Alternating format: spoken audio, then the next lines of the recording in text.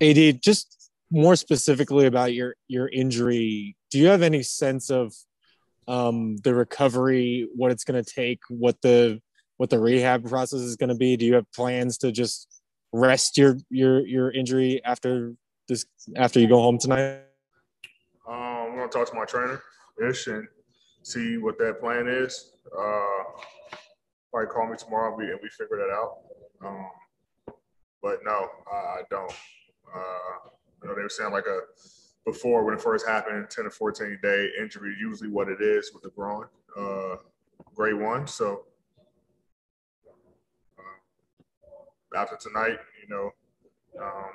after re-aggravating it, don't know if it's gonna be another 14, whatever. But talk to him and tomorrow and just kind of see what the plan is. Bill? AD, you started the year with Mark next to you at center, and then obviously Drum came in partway through the year, and obviously there were, tons of different looks in the front court. Going forward, what do you think is the ideal kind of partner for you in the front court? I don't know. I mean, we can switch it up. I mean, we had 2 bigs last year, JaVale and Dwight. This year we had, a stretch big and a big that plays in the paint. So, then I can play either or.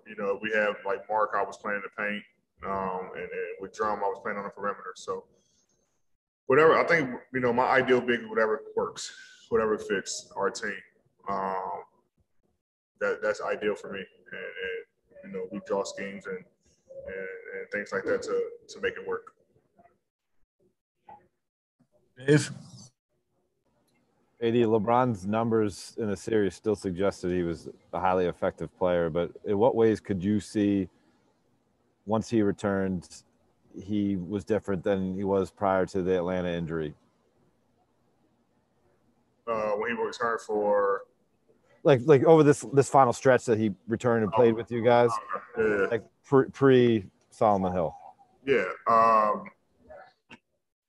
mean he wasn't 100% healthy,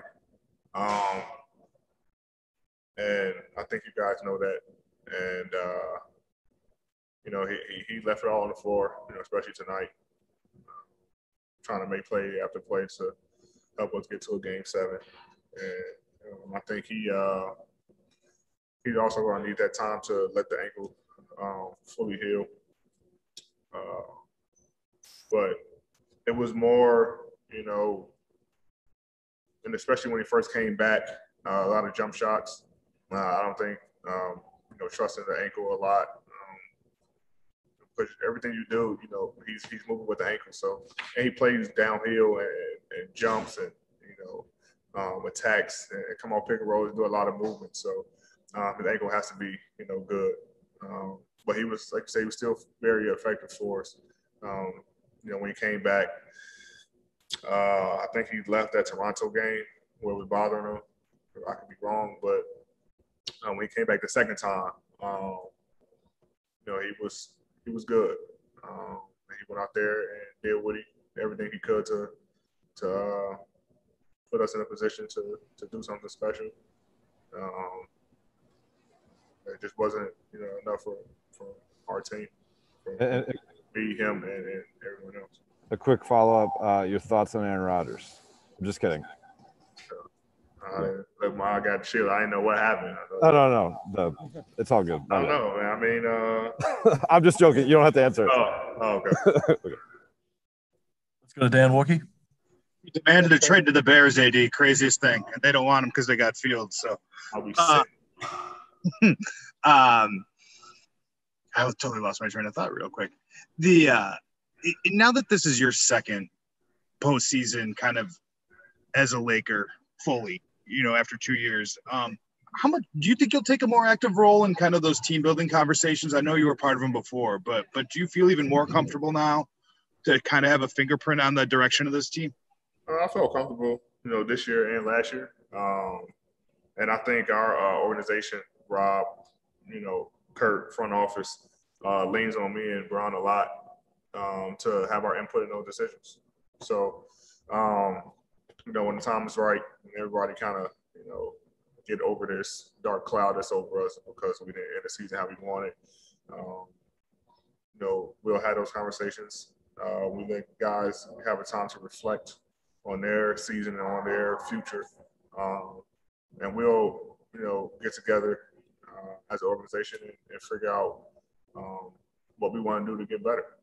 And we'll make those decisions from there. PT?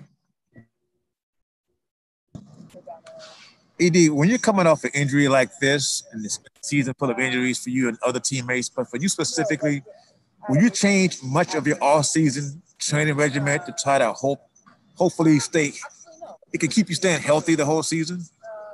My off-season regimen is pretty intense. Like I said, this off-season I didn't get to be a part of what I normally do because of the shorter off-season. But usually when the season's over, we get the month to just let my body, heal. And then I'm going 6 weeks just straight weight training every day. And then you get to the basketball part about a month and a half, maybe month and a half before training camp. But that kind of comes back easy. I think it's just, like I said, it was an odd season for us, off season for me. I mentioned before, you just try to battle of, resting from a season and then getting ready for a season. But, I had that off season, last summer and was rarely injured last season. So, and if it wasn't anything significant, things that I was able to play through. So, I'm excited to get back to my, regular off-season programming, with my trainers and get ready for next year. Last three questions, Mike Trudell. Hey, yeah, real quick follow-up on the strength training and stuff. Is there like an ideal weight, for you? Do you want to be a little lighter? Do you want to be a little bigger for your body? All that. Have you ironed that out at this point in your career? I kind of just go with how I feel. I remember my fourth year when I was in New Orleans, maybe fifth year. I got to this when I was like 235, and I think it was like 250. And I wanted to get bigger, but I felt heavy when I played, so I dropped down to like 240, 242. So it just depends how I feel. Like, I train, and then once I get on the floor, if I feel comfortable and feel good, then I play at that weight. Because you're gonna drop weight when you play in season anyway. Your weight's gonna fluctuate. So I don't really care about that. It's more about the strength. Is my strength still there? Like I say, it all depends on how I feel. So there's no specific number, but I also don't want to play heavy. But a number that I won't go past, around like 255. I won't go lower than 255. I played at 255 last year, around 262, 264 this year. So. I won't go under 255 though. Got it.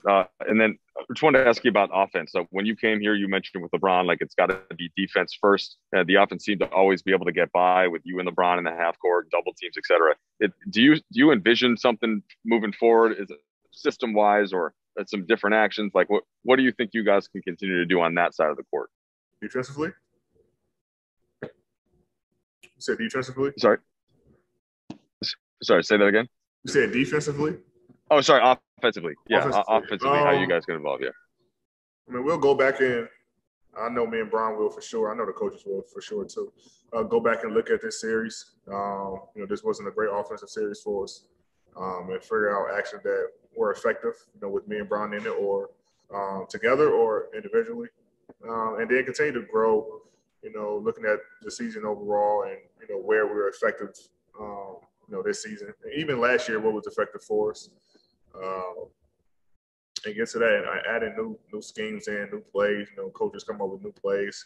Players think about, new actions that they, can get involved in and watching other teams. And you think that's a good action for your team. So And it's also based on personnel, the team that we have. So we'll think about it, when we get closer to, next season as far as, schemes and plays and things like that for me and Bo. Last two, Melissa Rowland. Hey, D, 2 questions for you. After giving it your all and doing anything and everything you could to be out on the court tonight, when you walked over to the team's bench and sat on the ground and kind of put your head into your hands, what was going through your mind in that moment? And then second of all, are you more looking forward to having a mental or a physical break heading into this off season? Like I said, I was already hurting, coming to the game, and when I, jumped to block book shot, kind of just reactivated, and I felt that same pain, when I did it in Game 4, and it was just like at first it was just like the first thought was like, fuck, like, I go out there and you try to give it your all and just give your team a chance.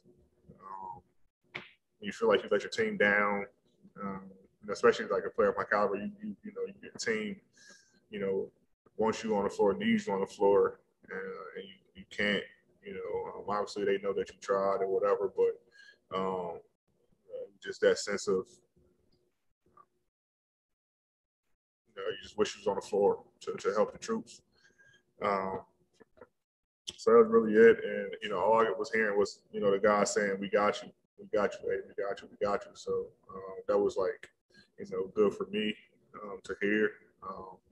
But for the next question, I'm looking for both. None of us really had a break from last season. So to physically, take a break and get a chance to physically get back where I've been and where I need to be, and then mentally just taking a break and getting back where I need to be mentally to prepare for next season. So I'm looking for both. And like I said, I'm excited for the break, but I'm also excited to get ready for next season and show people and show the world, why we are who we are. And that last year wasn't a fluke, and we will be back. Last question, Michael Duarte. Thanks, Will. AD, LeBron said he kind of puts this whole season from the day you entered the bubble to today, with it all ending. I know you said it was draining emotionally, mentally, but if you can reflect back on this whole roller coaster journey from entering the bubble that day to winning the championship and the tears of joy you had on that day to everything you went through this season and now today. Like you said, you used the perfect word, roller coaster. It's up and down. Having a good season, stopping with the hiatus, and 3 months off, go to the bubble. Not sure what's going on. Whole bubble to start was like fiasco, just everywhere. It was new to everybody. And fast forward to the championship. Going through everything, and being able to win it all. And then having a short off season and trying to do it all over again. And guys, get hurt. We don't get our full team. Just an up and down season. It's up and down season, and both seasons, to be honest. Last year started with China, just going up and down from there, and then this season, with the whole COVID thing was something totally new for us. The guys getting COVID in and out of the lineup, guys injured in and out of the lineup, so it was just all up and down for us. And we obviously try to stay even keel, because you can never get too high or low in this league. But like I say, it just didn't work out in our favor this year, and guys are going to get ready for next season. But it was just up and down, and all we asked that guys leave it out there on the floor, which a lot of us did. And like I said, there's nothing we can do about it now but to prepare and come back with a vengeance.